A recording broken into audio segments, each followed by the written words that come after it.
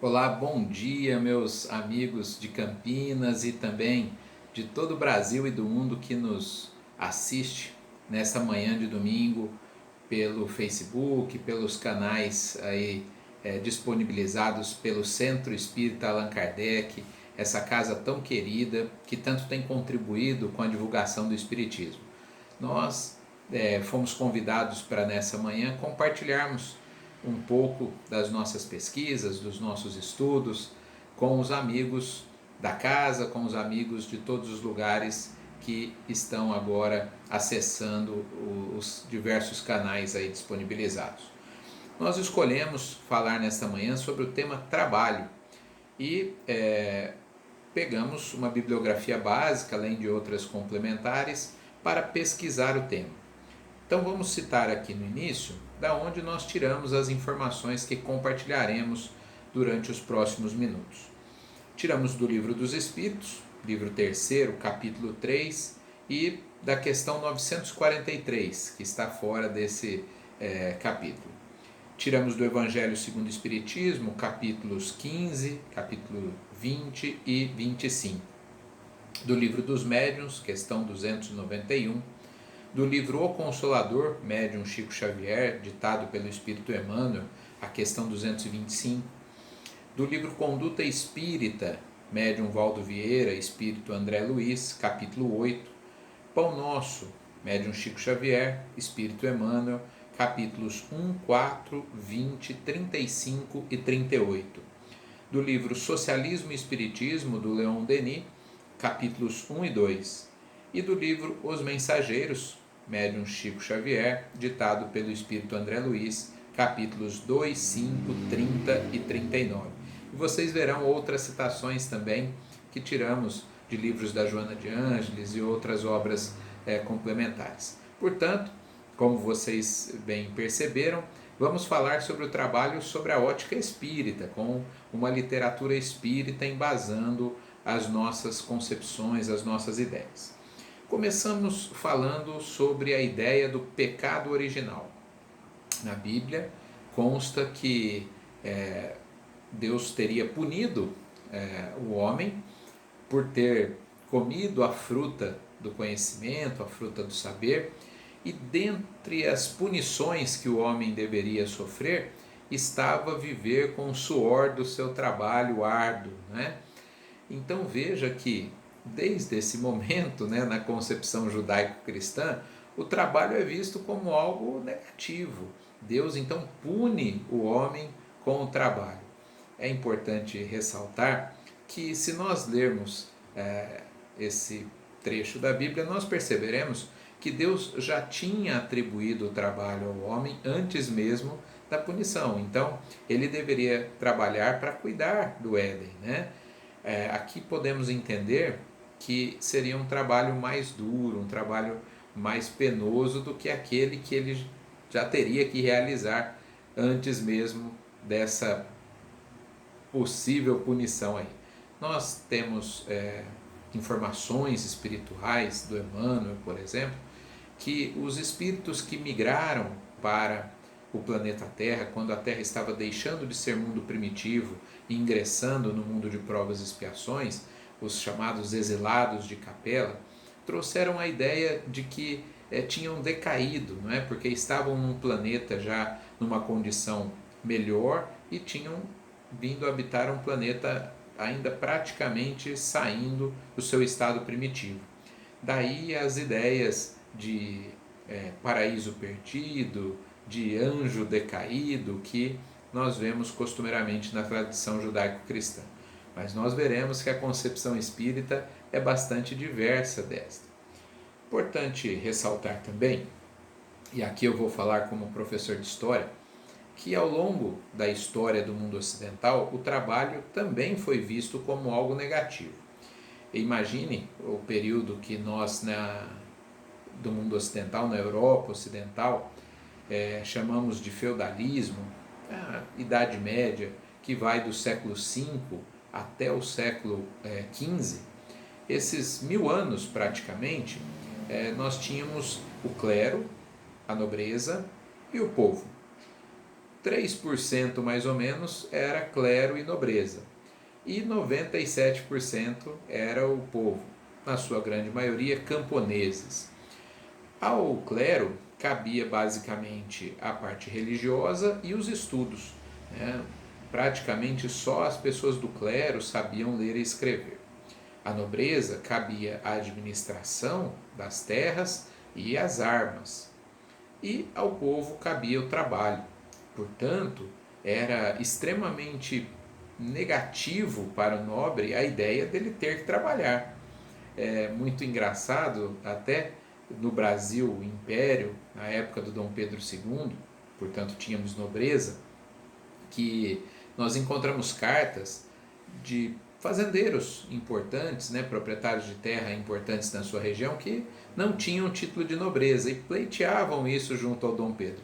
Enviavam cartas, pediam que amigos enviassem cartas para que eles recebessem o título de nobreza. E nessas cartas constava uma frase que para nós hoje causa muito espanto. Eles diziam assim: Dom Pedro, né, imperador, eu nunca trabalhei, o meu pai nunca trabalhou, o meu avô e o meu bisavô também nunca trabalharam.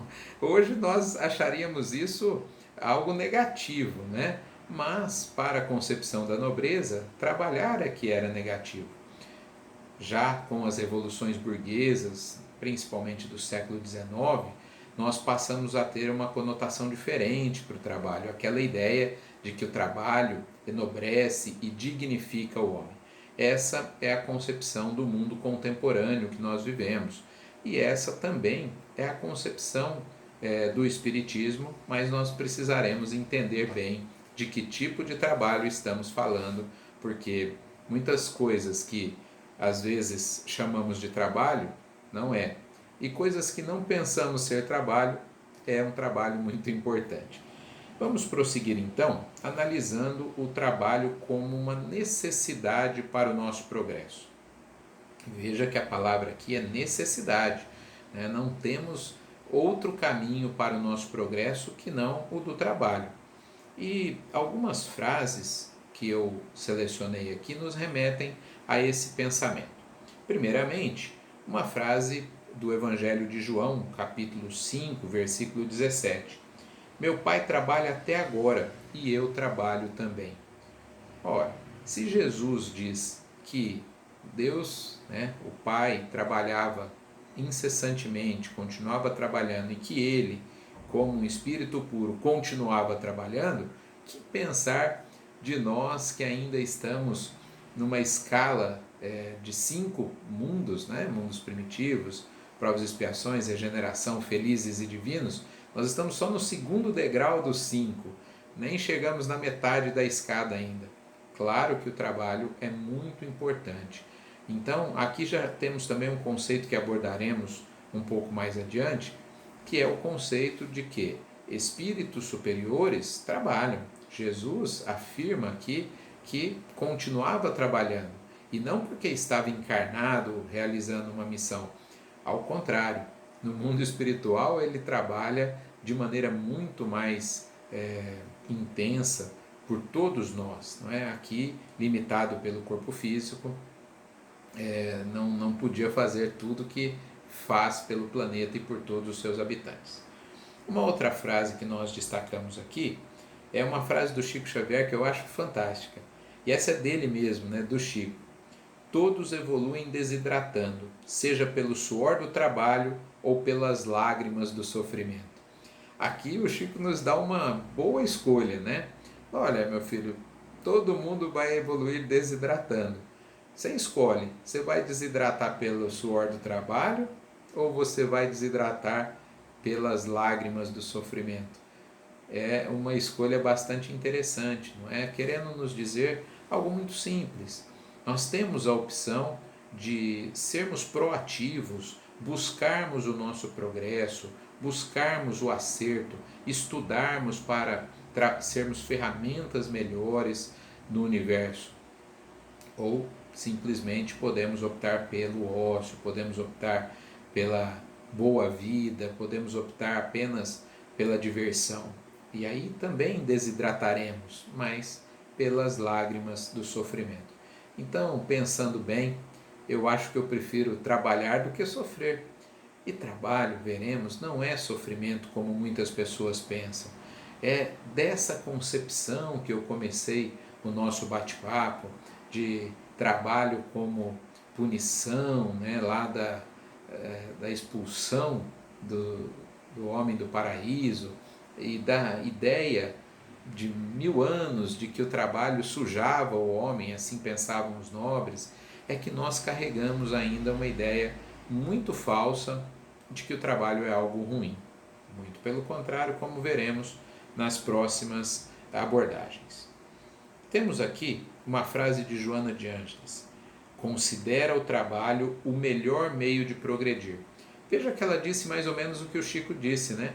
Porque o Chico falou, tem outro jeito de progredir, né? Qual é? Através das lágrimas do sofrimento. A Joana então já tira essa parte e fala assim, olha, o melhor meio de progredir é o trabalho, né? Porque os outros não são tão bons quanto ele. Os outros demandam dor, sofrimento, privação. Já o trabalho pressupõe que nós podemos tomar as rédeas da nossa história, tomar as rédeas da nossa vida e fazer algo pelo nosso bem. Claro que isso vai depender muito do bem que fizermos ao próximo e colheremos isso como um bem para nós. Uma outra frase, essa também da Joana de Ângeles: o estudo e o trabalho são as asas que facilitam a evolução do ser. Aqui vamos falar sobre o estudo.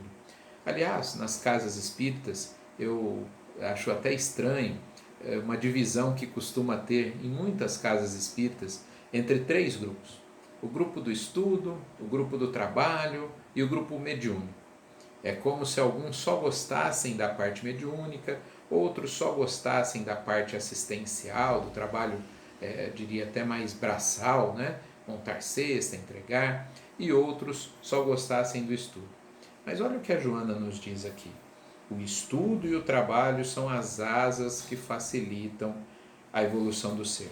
Então, pensando nos pássaros, pensando nos insetos de um modo geral, pensando nos aviões, eles têm 2 asas. E aqui a Joana está dizendo que uma asa é o do estudo e a outra é a asa do trabalho. Se nós só ficarmos estudando e não colocarmos aquilo que estudamos em prática, começar por compartilhar os nossos estudos, com certeza esse avião não vai decolar, ou se decolar vai sofrer um acidente. O contrário também, se nós não estudamos e apenas saímos aí deslocadamente trabalhando, provavelmente provocaremos acidentes.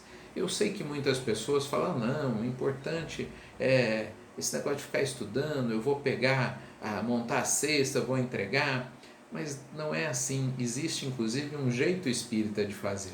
Eu me lembro de um confrade da cidade de Rio Preto que veio fazer uma palestra aqui e ele disse mais ou menos nessas palavras, que eles davam treinamento para que as pessoas servissem a sopa.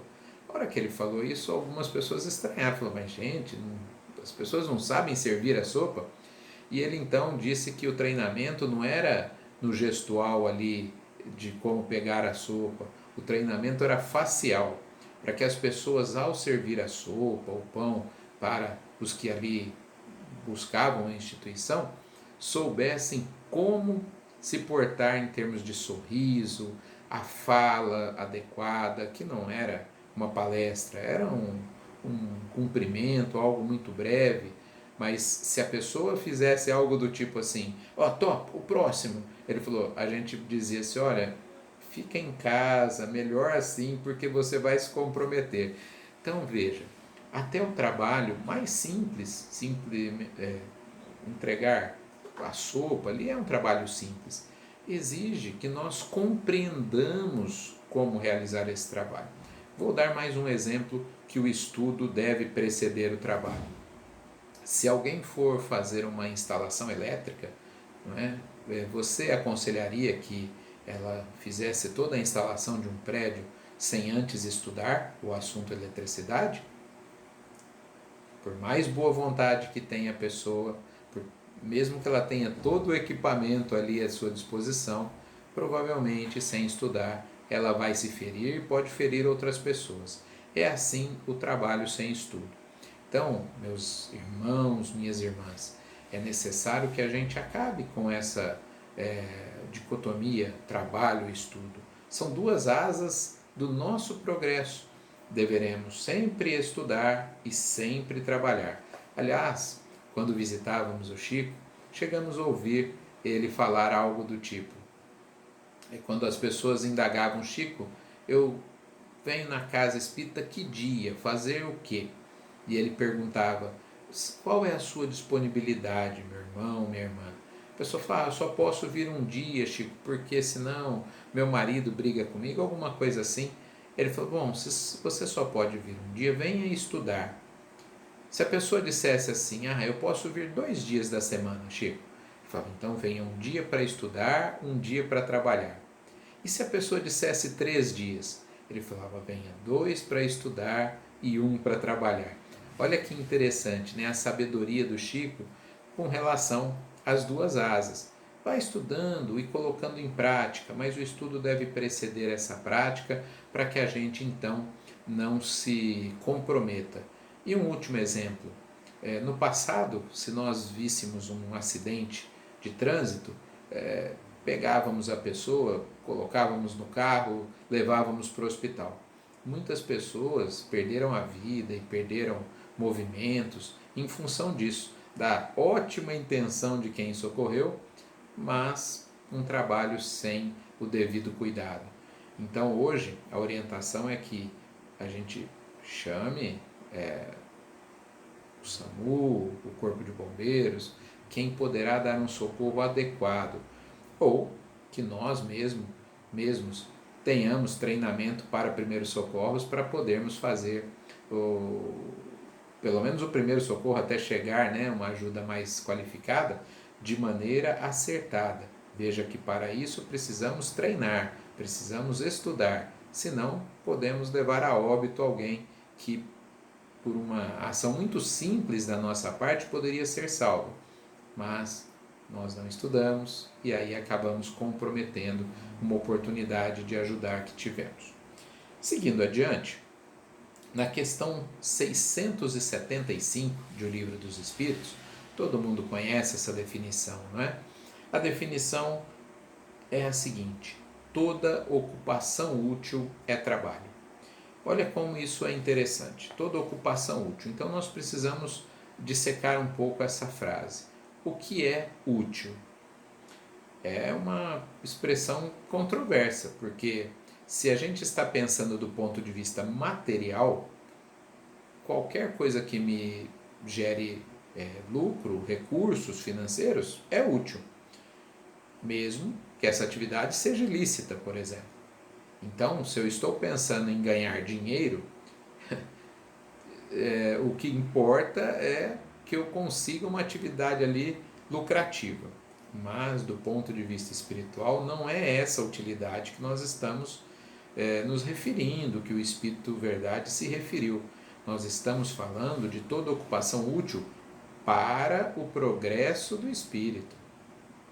Então veja, até aquelas atividades legalmente constituídas e que são o nosso ganha-pão, muitas vezes, se nós pararmos para pensar na utilidade disso para o progresso do espírito, talvez não seja muito grande.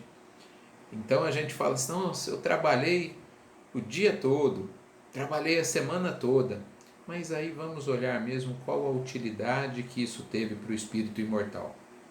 Às vezes, muito pequena. Então vejamos como é necessário compreendermos o sentido de utilidade, o que realmente é importante para o espírito, o que é essencial para o espírito e o que é supérfluo. Lógico que enquanto estamos encarnados, recursos financeiros são importantes para a manutenção até da nossa condição de encarnados, não é?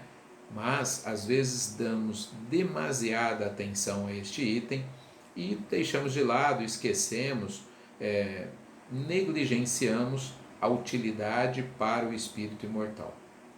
Então aquilo que eu faço, eu posso chamar de trabalho, independente do que seja? depende, do ponto de vista espiritual, eu tenho que ver se aquela ação ela é algo bom para o meu progresso. Se for, é um trabalho, é útil para o meu progresso. Se não for, é melhor que eu não a realize. Então eu citei no início desse raciocínio uma atividade legal. Veja, eu posso até ganhar dinheiro com aquilo, mas qual a utilidade disso para o progresso? Não é? Vai me levar, ao contrário, para um campo mental de dor, de sofrimento, de colheitas muito duras. Lógico, com a dor eu também vou aprender, porque Deus, em sua infinita sabedoria, consegue nos trazer sempre para o caminho correto. Então, nós nos desviamos dele, colhemos os frutos desse desvio, mas depois a dor nos traz novamente para continuarmos aprendendo.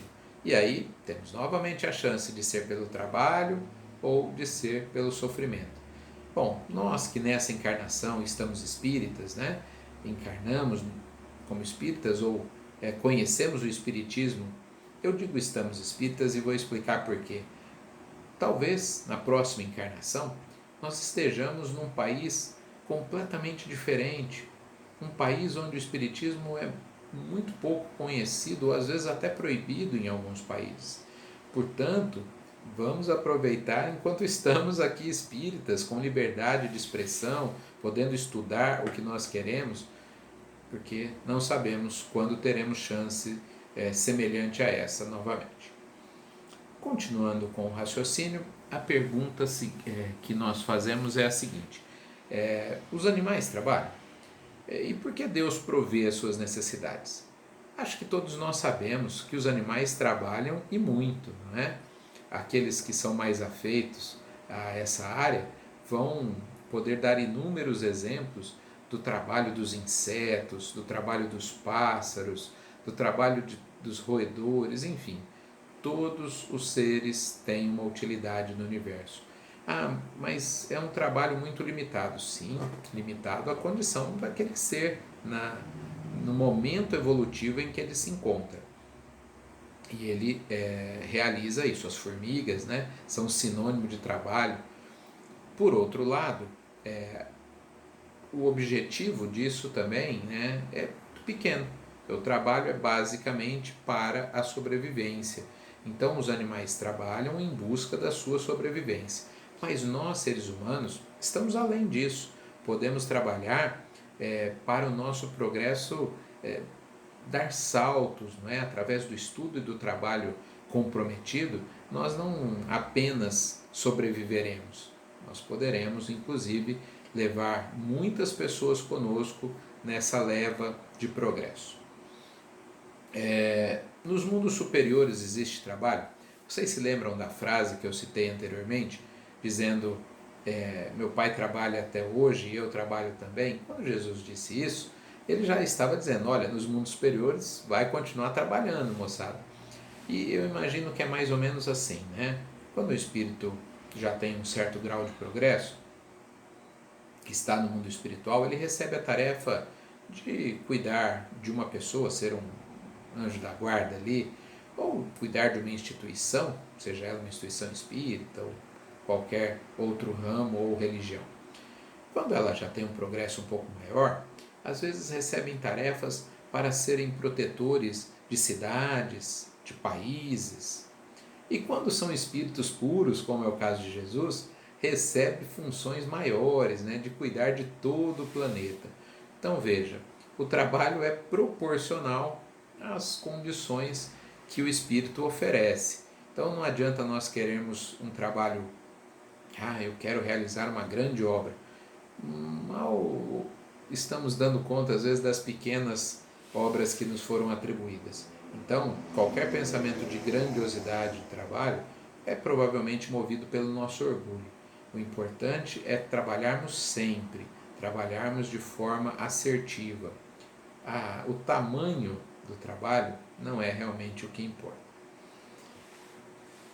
Mais uma questão para nós refletirmos. Quem tem dinheiro suficiente pode não trabalhar?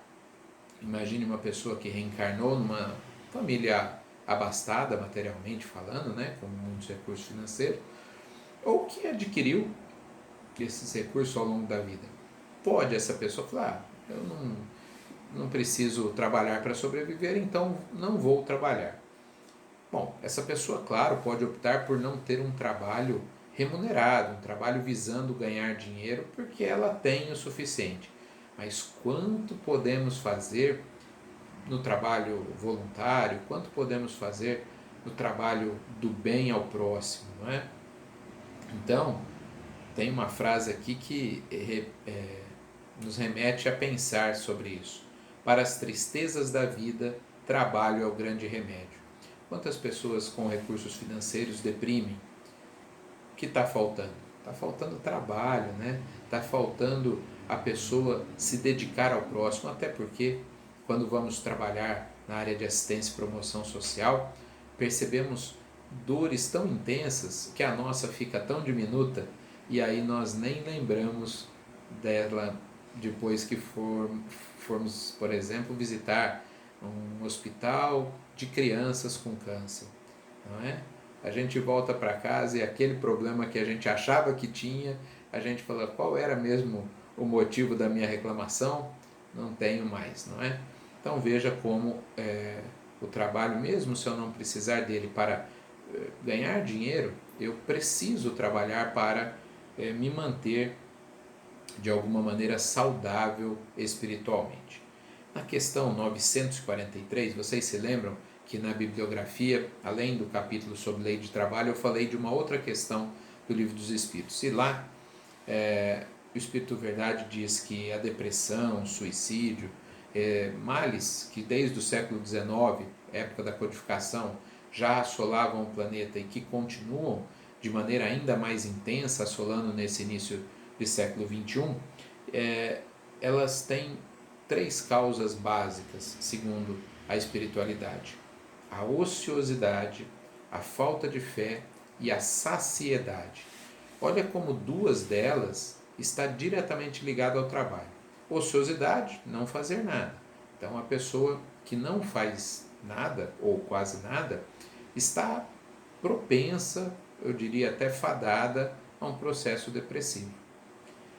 A falta de fé não é algo que vamos abordar hoje com mais tempo. Mas olha a terceira causa das depressões, dos suicídios: a saciedade. Isso é muito interessante, eu me lembro, eu sou educador, e quando fazia cursos nessa área, falando de bebês pequenos, né, de famílias tão ansiosas que o bebê nem chora e a mãe já dá, ou o pai, né, quem quer que esteja ali cuidando, a mamadeira de 3 em 3 horas. Essa criança vai crescer sem aprender a lutar pelo que quer. Começando pela mamadeira, pode parecer uma coisa tão simples, né? Mas a ansiedade dos pais pode gerar nessa criança uma saciedade, ou seja, eu não tenho que fazer nada, tudo vem, eu nem precisei chorar, né? Porque já me serviram a próxima mamadeira. Então essas pessoas não vão aprender a lidar com adversidades, não vão aprender a lutar contra as adversidades. Por isso, meus irmãos, minhas irmãs, é que em países de ótimo índice de desenvolvimento, né, IDH, como os países nórdicos, como o Japão, nós temos alto índice de suicídio. Lá, um dos motivos é justamente a saciedade. Pessoas que estão então satisfeitas demais, não precisam fazer nada e perdem o sentido da vida. Porque essa saciedade, se não for acompanhada de um trabalho em prol daqueles que necessitam, vai com certeza gerar um vazio. E depressão é justamente um vazio. Importante eu dizer que aqui não estamos negando as questões físicas da depressão. Sabemos da falta de produção de algumas substâncias. Aqui nós estamos falando de uma causa ainda anterior, as causas espirituais dessa depressão. E aí o nosso corpo responde, deixando de produzir determinadas substâncias que precisarão ser ingeridas através de remédios. Mas nós temos, principalmente no início, né, de um processo depressivo, condições de reverter isso com tratamento psicológico, com a ajuda da doutrina espírita. Quando o quadro se agrava, É muito importante que nós procuremos médicos e possamos então aproveitar dos avanços da medicina nesse sentido. O que nós quisemos dizer aqui não é negar a depressão, e sim dizer que a saciedade e a ociosidade podem ser causas importantes da depressão e até do suicídio, segundo o Livro dos Espíritos, na questão citada 943. Os pais devem trabalhar para os filhos? Ou seja, quando os filhos são pequenos, os pais devem trabalhar para mantê-los, para fazê-los crescer e estudar? Claro que sim, é responsabilidade dos pais fazer muitas coisas pelos filhos enquanto eles não podem. Mas aí vem um complemento. E os filhos devem trabalhar para os pais? Principalmente na velhice, quando esses pais não têm mais condições de trabalhar? Claro que sim também.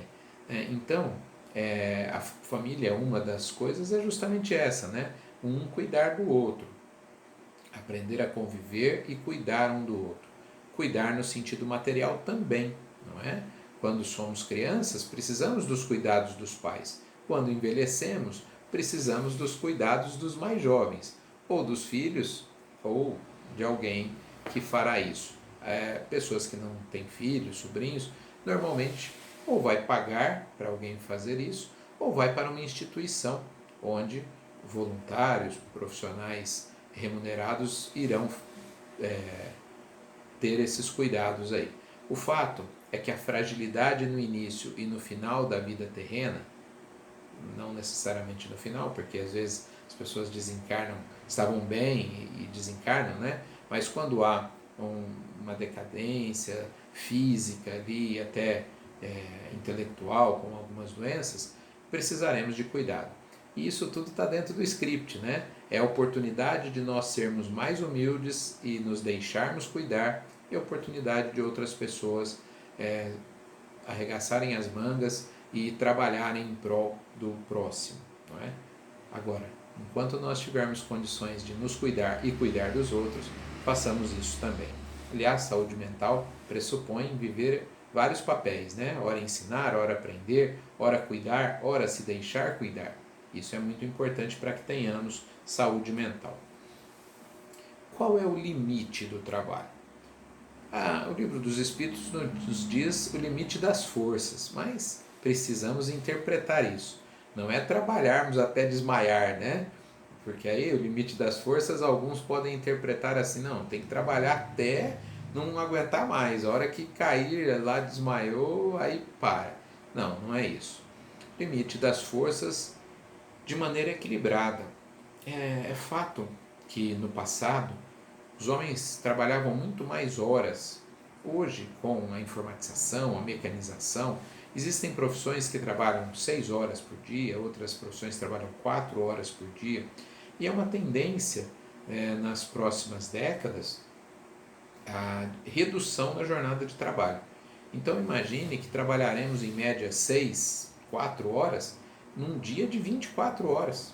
Teremos ainda muito tempo para outras atividades, inclusive as atividades religiosas, as atividades voluntárias, mas o trabalho remunerado tende a ter uma diminuição na sua jornada, justamente porque não precisa. Eu me lembro quando eu era adolescente, entrei no banco e o banco tinha duas turmas, né? Uma que entrava às 7 da manhã e saía às 1 da tarde, e a outra que entrava às 1 da tarde e saía às 7 da noite. O banco ficava aberto das 9 da manhã até às 4 da tarde. E acho que antes até abria mais cedo, mas eu não me lembro desse período. Hoje, por que o banco não precisa ficar aberto tanto tempo? Porque tem o autoatendimento, né, que fica até às 10 da noite lá, que abre às 6 da manhã. Então, perceba como a redução, a agência que eu trabalhava tinha mais de 120 funcionários. Hoje eu imagino que deva ter 30. Essa redução é em função, claro, da mecanização e informatização do trabalho, o que vai gerar, com certeza, redução do número de horas trabalhado, pelo menos do ponto de vista profissional, né? Horas trabalhadas para remuneradas, para ganhar dinheiro.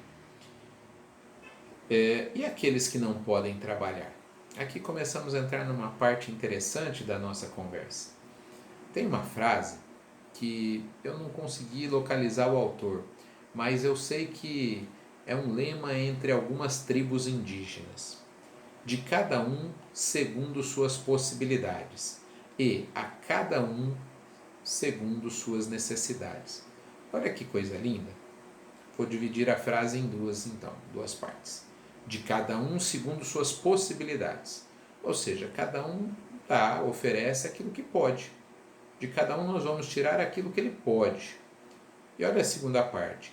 E a cada um segundo suas necessidades, ou seja, a cada um será dado aquilo que ele necessitar.